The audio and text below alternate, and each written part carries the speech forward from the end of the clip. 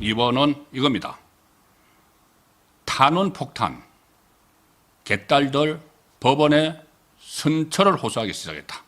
개딸들이 이제 법원에 선처해달라. 지금 이제 이 기록을 잘 보시면은 참 흥미롭다고 표현하기는 그렇고, 개딸들, 그러니까 이재명의 극성 지지층들의 이 본색이 좀 나옵니다. 뭐냐 하면은, 얼마 전까지만 해도 이 개딸들이 법원에 대해서 압박을 막 했죠. 정치권에서, 야당에서 판사들을 탄핵을 하겠다, 아니면은 뭐, 이 법 왜곡죄 막 이렇게 하는 것과 별개로 개딸들이 판사들을 막 겁박을 했습니다. 그때 이현주나 최고위원들이 1심에서 유죄가 나오면은 국민적 저항을 받을 것이다. 이런 걸 했을 때 개딸들이 막 SNS에 글을 올려서 판사 똑바로 안 하면은 뭐 이렇게 막 겁박을 했는데, 자, 갑자기 개딸들이 탄원서를 낸다는 그 움직임을 보이고 있습니다. 무슨 탄원서냐 하면은 재판부에 탄원서 보내는 운동에 나섰는데, 위정교사에서 특히 300만 원이 구형이 되니까 이재명 지지자 모임들이 몇 개 있죠. 뭐 잼잼 자원봉사단 이런 것도 있습니다. 잼잼 자원봉사단, 잼잼 기사단. 여기서 공직선거법 위반 사건 재판부, 서울중앙지법 형사 34부, 합의 34부 한승진 부장판사죠. 여기서 탄원서를 보내자, 이 내용의 문서를 인터넷에 통해 공유를 하기 시작했습니다. 그 전에, 며칠 전에 이재명이 SNS에 이 군주 민수, 그러니까 임금은 배고 백성은 물이다. 물이 배를 띄울 수도 있고 물이 배를 뒤집을 수도 있다. 그 박근혜 전 대통령 탄핵 때 많이 써먹었던 단어죠. 용어죠. 사자성어. 그 사자성어를 SNS에 딱 올리고 나서 그때 일제히 개딸들이 움직이는 모습을 보였습니다. 뭐 무죄 릴레이 서명 운동 하자 막 이런 게 있었는데, 이게 더 이제 구체화되는 겁니다. 탄원서를 보내자는 내용의 문서를 인터넷을 통해서 지금 공유를 하기 시작을 했고, 그리고 탄원서 양측도 다 올렸습니다. 또 가급적 친필로 작성한다, 이런 지침도 지금 서로 공유를 하고 있는 상황이고, 이 탄원서 양측에는 이런 글을 썼습니다. 자, 이게 탄원서인지, 탄원서라면 그냥 보통 이 뭐 좀 그 일반적인 그 형사 사건이라면은 이 좀 억울함이 있으면 좀 헤아려 주시고 좀 이 뉘우치고 있으니 좀 선처를 바랍니다, 이런 거겠죠. 근데 이 탄원서 내용이 이런 겁니다. 정치적 경쟁자를 제거하기 위해 억지 기소와, 이게 이제 검찰을 디스하는 것을 법원에다가 제출하는 거죠. 억지 기소와 사건 조작 등을 통해 죄 없는 사람을 엄해하고 있는 검찰의 조작 범죄 행위를 바로잡아 썰어져가는 민주주의를 지키고 사법 정의를 바로 세울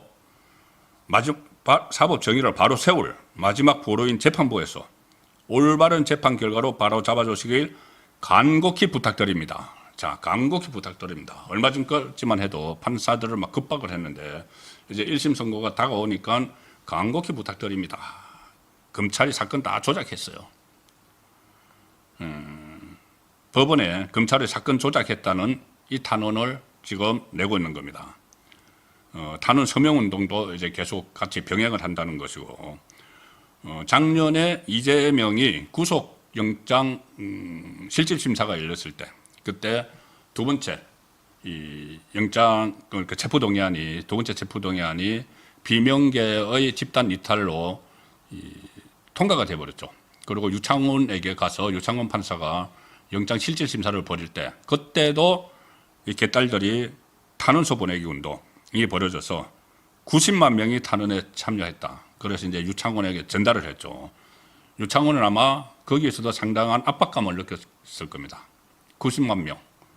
사실 무섭죠. 이 아주 극성 지지층인데, 이재명 극성 지지층 90만 명의 서명을 받으면은 이 판사도 인간인데 상당히 두려울 겁니다. 법과 원칙에 따라서 판결하는 게 맞지만은 그런 것도 무시할 수가 없죠. 그래서 개딸들이 그런 효과를 한번 본 겁니다. 뭐 속된 말로 재미를 한번 봤다는 거죠. 그리고 탄원서를 집단적으로 내가지고 판사를 완전히 정치적 판결, 이재명의 유리한 판결, 영장 기각 이 판결을 하도록 이 탄원서 가지고 재미를 한번 봤기 때문에 지금 또 탄원서를 내자는 겁니다. 지금 그때 90만, 지금 이제 11월 그 중순까지 막 하면은 지금 민주당의 이 권리당원 중에서 이제 개딸들이 주도를 하고 있죠. 권리당원이 한 250만 됩니다. 그러면은 예를 들어서 판사들이 250만 탄원서를 받으면은 위축될 수밖에 없죠. 이걸 지금 노리고 사실상 급박을 하는 겁니다. 이게 탄원을 하는 게 아니고 저는 급박을 하는 거라고 봅니다. 탄원서가 아니고 협박장, 일종의 협박장입니다. 협박문. 왜 그러냐면 심리적인 압박을 주는 것도 그렇지만은 만약에 유죄가 나오면은 180도로 다 돌았을 겁니다. 민주당에서도 당 차원에서도 만약에 유죄가 나오면은 법 왜곡죄, 이제 판사 슬쩍 뺐는데 판사 다시 집어넣겠죠. 그리고 판사 탄핵한다. 또 이야기 실제로 탄핵에 들어가겠죠. 그러면은 개딸들도 거기에 따라서 판사를 표적으로 삼아서 집중적으로 판사들을 공격을 하는 상황으로 갈 겁니다. 자, 그런데 거기에 무섭다고 해서 이 법원이 엉터리 정치 이재명 봐주기 이 판결을 하면은 그거야말로 정말 국민적 저항을 이번에는 진짜 받습니다. 지금 이재명을 제대로 이 법적으로 뭐 처벌을 하지 못해서 지은 죄가 많은데 처벌을 하지 못해서 나라 상황이 조금 엉망이죠. 그런데 그걸 다시 또 방치를 하는 그런 판결이 법원에서 나오면은 국민적 저항을 받을 뿐 아니라 역사에 남습니다.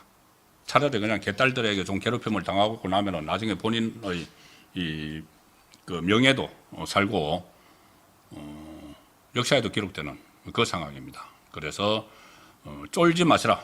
법원의 판사들 지금 현재 6명이죠. 형사 33부 배석 판사까지 3명, 또 형사 34부도 3명, 6명.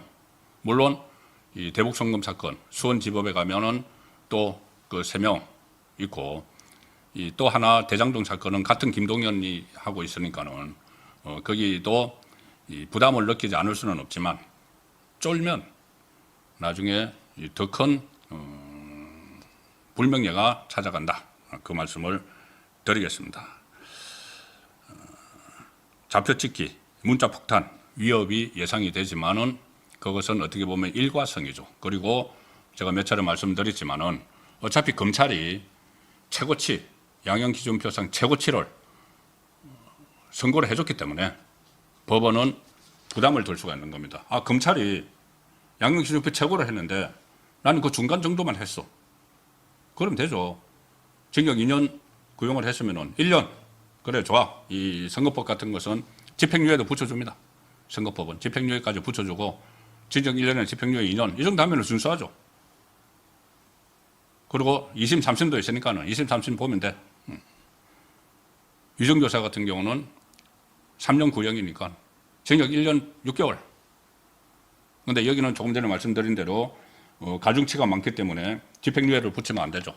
법정 구속을 안 하더라도 2심에서라도 법정 구속을 할 수 있도록 상황이 바뀌면은 실형을 그대로 선고를 해도 워낙 검찰의 구형량이 엄청나기 때문에 법원은 책임이 분산될 수가 있습니다. 자, 그런 상황도 저희들이 눈여겨봐야 될 관전 포인트입니다.